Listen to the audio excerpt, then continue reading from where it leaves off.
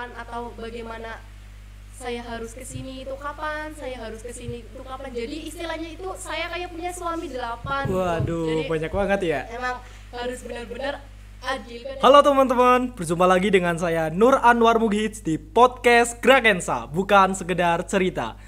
Kali ini kita kedatangan tamu yang sangat spesial, yaitu dari Ketua OSIS SMK Negeri 1 Tonjong, yaitu Kak Windy Tia Utami. Halo Kak Windy. Halo juga Kak Anwar. Apa kabar Kak Windy? Alhamdulillah baik. Silakan bisa memperkenalkan diri, barangkali teman-teman di rumah belum pada kenal. Oke, halo teman-teman semua. Perkenalkan, nama saya Windy Tia Utami, biasa dipanggil Windy, dari kelas 12 TITL 1. Sebentar lagi akan purna ya Kak, dari Ya, pengurus OSIS ya Kak? sebentar lagi, tinggal menghitung hari. Oke.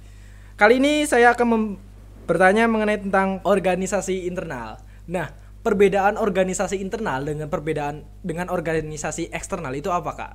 Oke, dari segi perbedaan ya, tentu banyak sekali perbedaan antara organisasi internal yaitu OSIS dengan organisasi eksternal atau ekstrakurikuler lainnya. Mulai dari jalannya saja sudah berbeda ya. Kita organisasi OSIS atau organisasi internal itu lebih berfokus kepada bagaimana kita memberi manfaat untuk sekolah, kita membantu kinerja sekolah tentunya dalam menjalankan kegiatan-kegiatan sekolahnya. Jadi untuk cakupan saja sudah berbeda ya. OSIS itu lebih bercakup untuk seluruh siswa-siswi di sekolah. Jadi memang sangat berbeda antara organisasi internal dengan eksternal seperti itu. Oke. Kak, dari sekian banyak organisasi, di setiap organisasi pasti ada hambatan-hambatan. Untuk hambatan dalam berorganisasi internal itu apa sih Kak? Pasti ada dong. Pasti ada. Semua organisasi itu punya hambatan dan kesulitannya masing-masing. Sebenarnya antara organisasi internal dengan organisasi eksternal atau organisasi lainnya itu sebenarnya tidak jauh berbeda di hambatannya. Terutama kita ya sebagai organisasi yang berjalan di tengah pandemi. Saya itu dari awal dilantik sampai sekarang mau purna itu memang benar-benar 100% berada di kondisi COVID-19 memang. Jadi untuk hambatan terbesar atau hambatan yang paling mendasar adalah karena pandemi COVID-19. Jadi dari pandemi COVID-19 itu melebar banyak sekali hambatan. Salah satunya yang paling mendasar lagi adalah komunikasi. Karena sekolah saja toh kita PTM baru-baru ini ya. Iya, jadi Kak. baru sekarang itu bisa ketemu sama teman-teman. Jadi selama 1 tahun ke belakang kita fokus ke PJJ. Jadi itu organisasi di pandemi ini memang jarang bertemu, jadi komunikasinya itu agak kurang eksklusif, jadi memang banyak menghambat. Tapi bagaimana caranya kita sebagai organisasi, apalagi saya dan teman-teman sebagai organisasi OSIS menginisiasi hambatan itu agar menjadi pecutan semangat atau motivasi untuk menjalankan OSIS lebih baik dari sebelumnya. Seperti itu. Oke, mantap banget ya Kak. Jadi dalam masa pandemi seperti ini pasti hambatannya susah sekali untuk menjalankan kegiatan-kegiatan ya Kak. Nah, salah satunya apa sih kegiatan yang bisa terlaksana walaupun pandemi seperti ini, tapi kegiatannya benar-benar meriah, bisa terlaksana dengan sebaik mungkin, itu bisa dicontohkan nggak kegiatannya Kak? Oke, jadi untuk kegiatan OSIS sendiri ya, sebelumnya saya dari OSIS berterima kasih kepada pihak sekolah karena telah membantu kegiatan OSIS, terutama saya bersyukur berada di SMK Negeri 1 Tonjong yang notabene pihak sekolah sangat mendukung kegiatan organisasi atau kegiatan ekstrakurikuler yang ada di sekolah. Jadi untuk organisasi OSIS sendiri sudah banyak program kerja yang sudah kami jalankan. Untuk organisasi untuk kegiatan yang paling terbesar itu ada kemarin OSIS Cup. OSIS Cup itu kan kemarin sebelum pandemi kita laksanakan secara offline. Mungkin kalian pernah ikut ya OSIS Cup benar, ini. pernah ikut. Jadi tapi di tahun ini tahun 2021 kita mencoba untuk menginovasi kegiatan OSIS Cup ini. Biasanya kita secara offline, kita ketemu langsung sama teman-teman, kita buat semi daring atau semi offline juga. Jadi yang datang itu cuma dari pemain-pemain yang pastinya tetap menggunakan atau tetap memprioritaskan protokol kesehatan seperti itu. Tentu. Lalu kemarin juga ada kegiatan apa yang paling Gemar Ramadan itu juga ada.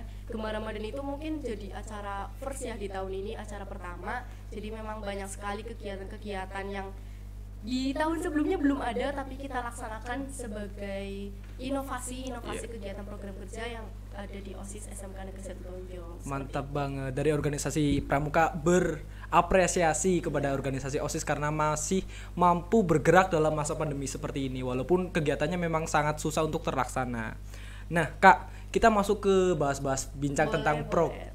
Prokja ya, program kerja dari organisasi internal itu memiliki perbedaan nggak sih Kak program kerjanya dari organisasi eksternal?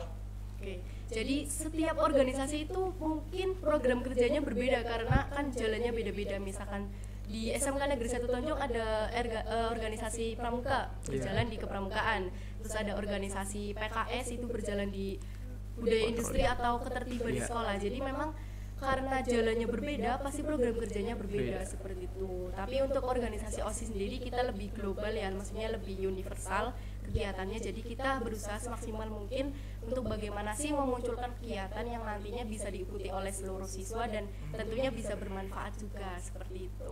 Nah, Kakak kan sebagai ketua OSIS nih, kan sudah berpengalaman dalam artian memiliki kisah-kisah gitu, kisah-kisah unik, pengalaman unik di organisasi OSIS. Barangkali mau berbagi kisah, bercerita tentang acara atau kegiatan yang memiliki kisah unik gitu, kisah unik tersendiri Kak. Barangkali mau bercerita. Ini juga menarik. Saya sudah, yang seperti tadi sudah saya bilang atau sudah saya katakan, dari awal saya dilantik atau terpilih menjadi ketua OSIS sampai sekarang, maksudnya sampai saya mau purna lagi, itu benar-benar berada di pandemi COVID-19. Jadi benar-benar di tengah keterbatasan, tapi kita mencoba lagi untuk menginovasi kegiatan kami. Jadi tadi kan sudah banyak program kerja yang kami jalankan. Itu juga pasti di setiap program kerja atau kegiatan itu banyak sekali cerita yang mungkin unik ya. Jadi sebelumnya belum ada, tapi di pandemi ini bisa ada. Contohnya kita bagaimana sih harusnya OSIS Cup itu secara offline ya. Jadi di tahun 2020, di tahun kemarin itu nggak ada OSIS Cup ya. Jadi kita itu dituntut, maksudnya bukan dituntut karena siswa itu banyak nih. Kadang-kadang ada juga yang DM ke saya di DM Instagram, di Instagram pribadi, kayak Kak ini kegiatan dong, kegiatan ini mau ada kegiatan ini, kegiatan ini. Kita mengingatkan lagi sebagai OSIS, kita OSIS sangat welcome atau sangat membuka pintu untuk seluruh warga SMK ya. Jadi untuk aspirasi-aspirasi kalian pasti diterima, kita tampung di OSIS, tapi untuk dilaksanakan OSIS juga punya standar operasional prosedurnya. Jadi perlu diingat dalam melaksanakan kegiatan OSIS juga punya aturan, OSIS punya standar operasional prosedur, tetapi kita semaksimal mungkin untuk menampung semua aspirasi-aspirasi dari warga sekolah. Jadi semaksimal mungkin kita aspirasi dari warga sekolah kita diaplikasikan, tapi mengingat lagi tentang kondisi yang seperti ini. Jadi banyak mungkin ya kegiatan-kegiatan yang sebenarnya dilaksanakan secara offline tapi tidak bisa direalisasikan secara online. Itu juga cerita yang mungkin menarik karena kita sering maksudnya didatengin sama siswa, Kak ini dong buat kegiatan, tapi belum bisa kita laksanakan karena memang keterbatasan ini. Harapannya untuk ke depan, di tahun depan bisa jadi lebih baik, semoga pandeminya cepat berakhir ya Kak. Jadi semua kegiatan itu bisa berjalan lagi seperti itu. Iya Kak, ini bisa juga jadi pengalaman bahwa di kelas saya juga banyak teman-teman yang bertanya karena ajang OSIS Cup itu adalah ajang perlombaan yang paling spektakuler di SMK Negeri 1 Tonjong. Iya benar, sangat bergengsi. Nah, mungkin kisah-kisahnya ini sangat unik ya Kak di organisasi OSIS. Nah, Kakak pasti punya harapan-harapan untuk kedepannya Kak. Nah, bisa diomongkan nggak harapan yang paling ingin Kakak tercapai mungkin di akhir Kakak menjabat, dan pesan-pesan atau pesan ya untuk angkatan berikutnya atau yang akan datang, artinya angkatan OSIS yang akan datang itu pesan dan harapan Kakak itu apa Kak? Oke, jadi sebenarnya bukan hanya untuk pengurus OSIS saja untuk ke depan, tapi saya mengharap semua kerjasama dari semua pihak yang ada di SMK Negeri 1 Tonjong untuk ayo sama-sama membangun citra SMK Negeri 1 Tonjong. Di tahun saya maksudnya sudah banyak program kerja yang sudah kami jalankan.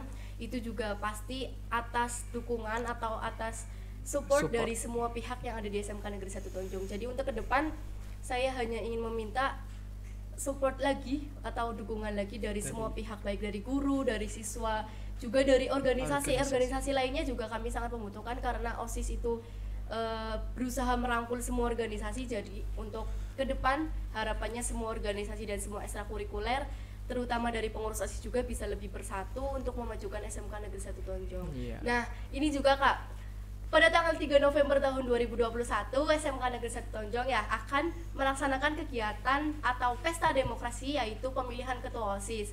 Jadi ada 3 pasangan calon yang nantinya akan berlomba atau saling berkompetisi untuk mendapatkan atau meraih gelar pemimpin atau ketua OSIS di SMK Negeri 1 Tonjong. Jadi untuk seluruh siswa-siswi SMK Negeri 1 Tonjong, jangan lupa gunakan hak pilih kalian untuk memimpin, untuk mencari pemimpin yang lebih baik di tahun berikutnya. Karena suara kalian akan menentukan bagaimana nasib SMK Negeri 1 Tonjong ke depannya. Seperti itu. No golput ya guys. Yes, betul Nah, sekali. bagi siswa SMK Negeri 1 Tonjong, ingat tanggal 3 November. Tanggal 3 November akan ada pemilihan ketua OSIS baru yang akan menggantikan Kak Ya, Windy. saya Semoga akan sempurna. nanti pesannya ya bagi ketua OSIS selanjutnya adakan kegiatan yang menarik, spektakuler dan sangat meriah ke depannya. Nah, Kak Windy ini kan banyak banget menjabat sebagai ketua di organisasi-organisasi lainnya, entah itu di forum desa, entah itu di organisasi manapun. Nah, pasti punya keluh kesah dong dan dapat pengalaman. Nah, pengalaman apa yang Kakak dapatkan dari mengikuti banyak organisasi dan keluh kesah apa yang mungkin bisa disampaikan di podcast Gerakan Saya ini, Kak? Oke, jadi sedikit cerita juga ya Kak Anwar. Saya dari SD sampai SMP itu belum pernah mengikuti organisasi sama sekali. Tapi dari SD saya memang suka berbicara di depan orang ya, maksudnya eksis gitu, suka narsis gitu ya, kalau di punya depan public orang. speaking ya. Yes. Sebenarnya untuk public speaking lebih belajar saat SMK ini, tapi untuk narsisnya itu sudah ada sejak SD. Jadi setelah lulus SMP itu memang benar-benar merasakan kok 3 tahun nggak dapat apa-apa gitu. Terus akhirnya di SMK itu cobalah memberanikan diri untuk mengikuti organisasi. Lalu di SMK Negeri 1 Tonjong saya ikut OSIS dan juga pramuka ya. Iya. Lalu di luar mungkin karena saya terlalu terobsesi, jadi saya sekaligus sekarang mengikuti 8 organisasi Mantap sekaligus. sekali, banyak banget itu Kak. Ya, nah 3 di antaranya itu saya jadi ketua. Kebetulan tiga organisasi dari 8 organisasi yang saya ikuti itu tiga di antaranya saya jadi ketua. Nah untuk keluh kesah sendiri pasti ada. Jadi bagaimana saya mengikuti 8 organisasi itu dengan baik, walaupun apalagi ini pandemi ya, jadi memang banyak sekali hambatan yang saya alami. Tapi dari hambatan-hambatan itu ternyata banyak juga manfaat yang saya dapatkan, terutama saya bisa di sini juga karena saya mengikuti organisasi ya Kak. Jadi untuk hambatan pasti manajemen diri dan manajemen waktunya saya sangat diuji, karena di 8 organisasi itu saya harus benar-benar bisa menempatkan diri saya bagaimana, kapan, atau bagaimana saya harus kesini itu kapan, saya harus kesini itu ada rasa kan di sini ada organisasi yang bareng nih kegiatannya, tapi saya harus pilih salah satu. Di situ juga ada rasa terbesit ya, kayak aduh nggak enak, padahal saya juga punya tanggung jawab. Tapi itu resiko saya karena memiliki suami 8 atau organisasi yang lebih dari 1. Jadi memang benar-benar menguji manajemen diri dan manajemen waktu. Tapi ternyata hal itu juga dapat impact atau value-nya juga dari saya. Jadi ada sisi positif dan negatif tentunya. Nah itu Kak, kan tadi berbicara tentang sisi positif ya Kak. Nah kan pasti banyak sisi positifnya. Bisa disebutkan nggak Kak salah satunya? Barangkali ya tadi udah disebutkan bahwa mengikuti 8 organisasi, barangkali 8. Nah yang ke-9-nya kan biasanya punya eksternal nih, yaitu doi. Nah barangkali Kak Doi itu kan Kak Windy itu kan punya doi. Nah terus dalam memanage waktu ya 8 organisasi. Nah, bagaimana hubungannya dengan si doi? Apakah ada hambatan atau kok diperbolehkan atau gimana, Kak?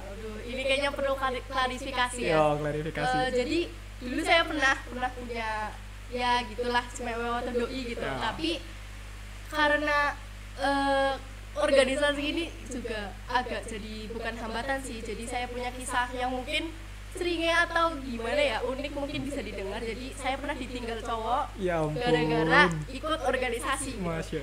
Jadi memang benar-benar katanya kamu mah nggak ada waktu sih sama aku gitu. Terus sering pulang sama cowok, padahal kita di organisasi itu kan, apalagi di pramuka, di OSIS itu kan cowok cewek nggak ada beda ya Kak, perempuan laki-laki itu sama aja. Jadi memang di situ agak ini, jadi setelah ikut organisasi jadi lebih berpikir 2 kali untuk mencari seperti itu yang doi itu, jadi lebih berfokus ke organisasi ini. Terus juga bagaimana sih cara membagi waktu antara 8 organisasi. Kebetulan kemarin juga ada yang DM ke saya, katanya kamu ikut berapa organisasi gitu. Saya jawab 8 gitu. Ada yang tanya begitu? Iya, ada di DM di Instagram pribadi. Terus katanya bagaimana sih cara memanajemen waktu atau memanajemen dirinya dari 8 organisasi itu. Sebenarnya kalau diungkapkan seperti kata-kata itu susah ya, karena manajemen diri, manajemen waktu itu soft skill yang maksudnya tidak diajarkan di kelas. Jadi secara harfiah itu nggak bisa diungkapin secara kata-kata. Jadi memang susah gitu. Tapi untuk secara simpelnya atau secara sederhananya kita harus punya skala prioritas. Jadi bagaimana kita misalkan ada 2 kegiatan yang bentrok, kita pilih nih kayaknya posisi di sini sama posisi yang di sini pentingan mana gitu. Jadi lebih ke skala prioritasnya itu sih. Oh lah. Nah, pasti juga kan dari segala organisasi, berbicara tentang organisasi kan pasti ada hubungannya dengan sekolah, pasti ada hubungannya dengan belajar nih Kak. Nah, ada nggak sih hambatan-hambatan dalam menjalankan organisasi ini dengan kayak sistem belajarnya Kakak? Oke. Ini sekedar memotivasi teman-teman yang ada di rumah aja ya. Saya ikut 8 organisasi, tapi alhamdulillah saya bisa juga mendapatkan peringkat di kelas. Jadi ini sekedar motivasi saja, bahwa organisasi dan akademik itu bukan sesuatu yang harus dibandingkan. Maksudnya harus pilih salah satu. Maksudnya antara akademik sama organisasi pilih mana nih, itu enggak. Tapi sebenarnya antara organisasi dan akademik itu bisa berjalan bebarengan. Malah itu saling melengkapi seperti itu. Jadi di kelas saya bisa lebih aktif karena saya mendapatkan pelatihan-pelatihan atau nilai-nilai yang tidak didapatkan di kelas. Misalkan ada guru nih tanya, teman-teman yang lainnya nggak ikut organisasi pasti malu dong tanya, tapi saya yang di organisasi yang lebih terbiasa untuk berbicara di depan, saya lebih berani seperti itu. Jadi antara organisasi dan akademik bukan sesuatu yang bisa dibandingkan, tapi memang sebenarnya antara dua poin itu saling melengkapi gitu. Jadi saya ikut 8 organisasi itu ternyata juga berefek baik untuk kegiatan pembelajaran saya di kelas seperti itu. Itu ingat ya teman-teman, bahwa berorganisasi itu tidak berpengaruh terhadap pembelajaran. Jadi sebanyak apapun kalian berorganisasi, sesibuk apapun kalian berorganisasi, jika mempunyai keniatan masih bisa meluangkan waktu untuk belajar, maka kalian akan mendapatkan keduanya. Artinya kesuksesan dalam berpendidikan dan kesuksesan berorganisasi. Jadi ilmu yang kalian dapatkan itu bukan hanya dari pembelajaran, melainkan ada juga ilmu yang dari berorganisasi. Jadi buat teman-teman, jangan beralasan bahwa organisasi dengan berpendidikan itu akan berefek sangat jauh. Artinya akan berefek hebat, bahwa jika anak organisasi pasti tidak akan bisa pintar dalam berpendidikan. Itu salah, itu pendapat yang salah. Sudah dibuktikan oleh Kak Windy bahwa Kak Windy ini mengikuti 8 organisasi dan mampu meraih peringkat di kelasnya. Itu membuktikan bahwa anak yang berorganisasi itu juga bisa mendapatkan peringkat dan lancar dalam ilmu pendidikannya, malah akan mendapatkan ilmu eksternal, ilmu tambahan dari organisasi ini. Nah, Kak, untuk yang terakhir ini ada closing statement nggak? Oke, jadi dari saya untuk semua teman-teman di rumah yang sekarang sedang berorganisasi, jangan patah semangat, tetapi jangan pernah meninggalkan kewajiban belajarnya, karena tujuan kita sekolah adalah untuk belajar. Organisasi adalah ilmu tambahan yang harus dicari, tapi untuk kewajiban utama jangan pernah ditinggalkan. Jangan pernah ada alasan saya mau fokus sekolah jadi saya berhenti berorganisasi, karena saya sudah membuktikan bahwa organisasi itu sangat berefek baik atau sangat berefek di hidup saya, terutama di kegiatan pembelajaran ya, tentunya kita lagi sekolah. Jadi memang organisasi itu ternyata banyak sekali manfaat atau peran baiknya. Jadi bukan hanya di pamflet-pamflet ada manfaat-manfaat atau benefit, tapi memang itu manfaat nyata yang saya dapatkan seperti itu. Jadi untuk teman-teman yang mau berorganisasi, jangan pernah takut berorganisasi, karena organisasi itu akan membantu kalian dalam kegiatan pembelajaran seperti itu. Oke, terima kasih atas waktunya telah meluangkan waktu dalam Sama-sama, podcast Kak Grakensa Wan. ini ya Kak. Senang juga dapat menjadi tamu di podcast Grakensa ini. Mantap. Oke guys, itu aja yang bisa kami dapatkan ya dan kami sampaikan untuk podcast kali ini. Jangan lupa untuk subscribe YouTube Grakensa Pramuka Skansat. Nah, terus ikut dan tonton video konten-konten kami. Jangan lupa support dengan cara like, comment, and subscribe. Cukup sekian, bila ada tutur kata yang kurang berkenan mohon dimaafkan. Billahi taufiq wal hidayah. Wassalamualaikum warahmatullahi wabarakatuh.